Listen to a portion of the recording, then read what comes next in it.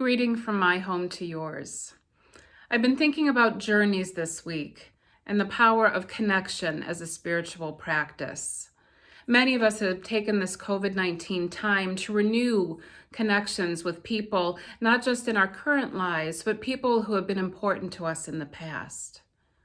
Randomly this week, I heard from friends and members of congregations of almost every UU community that I have been a part of since childhood. It was amazing to both reconnect and to think about what I have learned from each congregation, how those lessons in faith have carried with me to the next congregation and the next chapter of faith.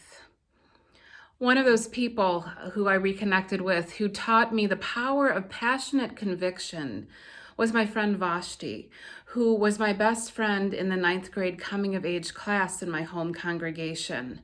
Not only did I learn from her in the class, but I remember very clearly this moment on our 9th grade trip to Boston, which was the culminating celebration of our coming of age experience.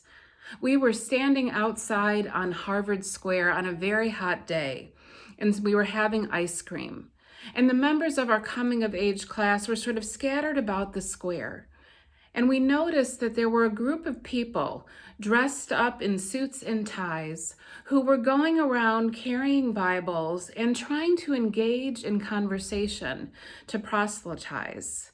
They didn't realize that they had come up on a group of 9th grade Unitarian Universalists. And they came up to Vashti and I and began to engage us in what did we think about the Bible and what did we believe. They were very surprised when we actually engaged them in the meaning of the Bible, in theology, when we asked them questions back, and Vashti took the lead. And I remember watching her at the passion, the reason, the conviction, as well as the respect for dialogue that she led with. And I have held that moment through the years that we have a faith that we can advocate for, engage, defend, and share with the wider world. She taught me by her example, and that is a story that I have shared with coming of age classes that I have worked with through the years, with my own sons as they went through coming of age, and which I remember the power of our faith. The journey of life is a journey of faith, and we share wisdom with each other along the way. I was reminded of John Miner from the UU Church of Flint, Michigan, who taught me a very important lesson that I have tried to share, to pass that wisdom on. I was trying to decide whether or not I had time to attend a memorial service out of town and still return back for a very important event in the life of the congregation. John looked at me and said, "Lisa, they will never remember how long you could stay, but they will always remember that you came. Go." And I did. And I've remembered that lesson through the years. People will never remember how long we can stay, but they will always remember that we showed up, that we cared, that we came to lend our support.